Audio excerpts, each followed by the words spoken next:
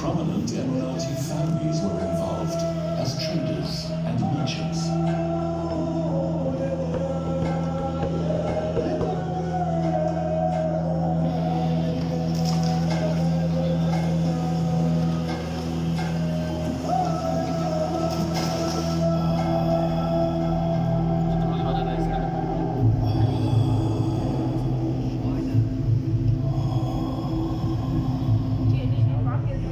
Pearling was hard work.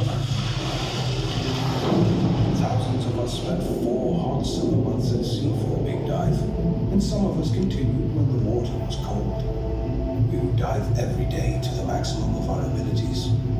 We spent a minute on the bottom collecting as many sharp shells as possible, while we were always aware of the sea creatures around us. We did not fear sharks as much as jellyfish and stingrays. Some of us wore a thin white shirt as fever protection. A diver had to work in depths of 11 to 25 meters. Some of us could go even deeper. We finished diving before sunset. Aboard our boats, we lived as a tightly knit community. The bonds we shared lasted through the good and the bad years, and certainly throughout our lives. Sometimes the sea would play tricks on our minds. Through our dreams, many legends were born. It was a difficult way to earn a living and to provide for our families. After sunrise, we opened all the oysters together and waited for the sun to warm us before we would endure long stints back in the water. Pearling was an integral part of Emirati society and a continuous source of prosperity for Dubai's economy. Many local traders would travel to faraway places, trading pearls for goods that would fill the market with food, spices, tools, clothing, and wood to build more boats. When pearling became less profitable, Dubai experienced some difficult times. With the arrival of the cheaper cultured pearl from Japan, the Great Depression of 1929, and finally World War II, part of this local society's distinctive cultural and economic landmarks all but disappeared.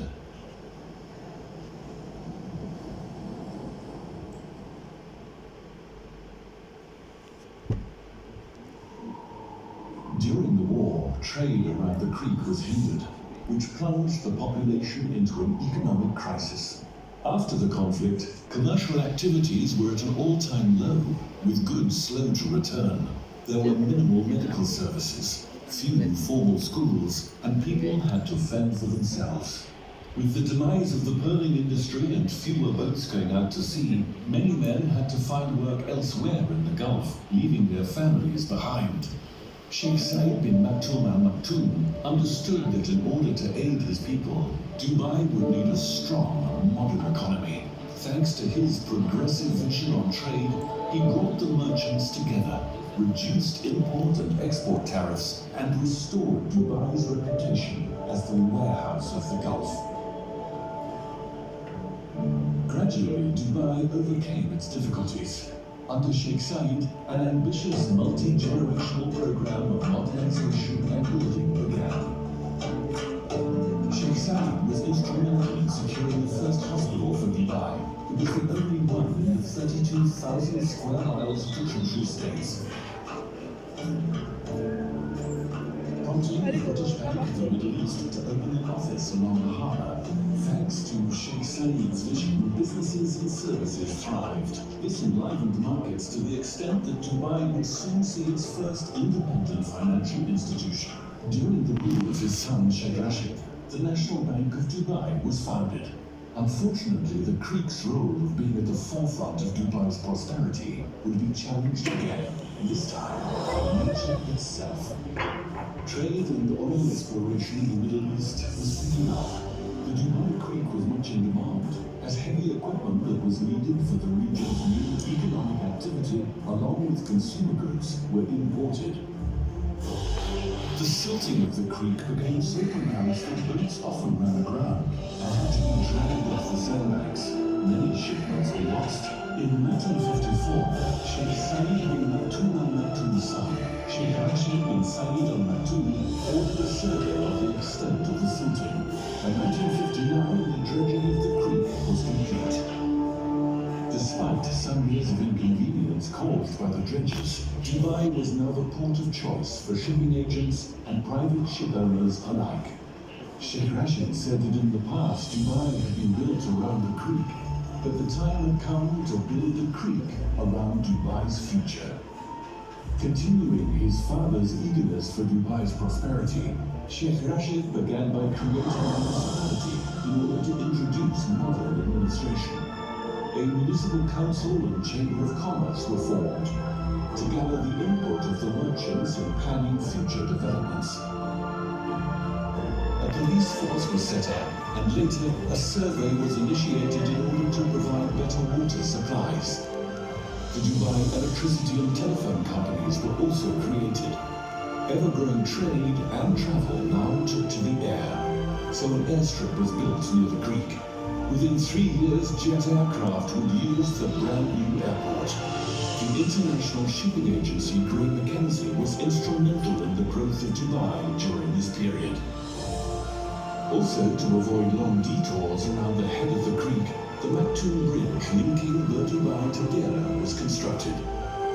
Sheikh Rashid, a firm believer in business education, initiated the foundation of the Dubai Trade School. Soon after, the long-awaited revenues from oil secured Dubai's prosperity for good, spawning the construction of Port Rashid and accelerating Dubai's growth in the final decades of the 20th century. However, Dubai's true strength lay in the fortitude of its people and their ability to turn natural obstacles and man-made hardship into prosperity.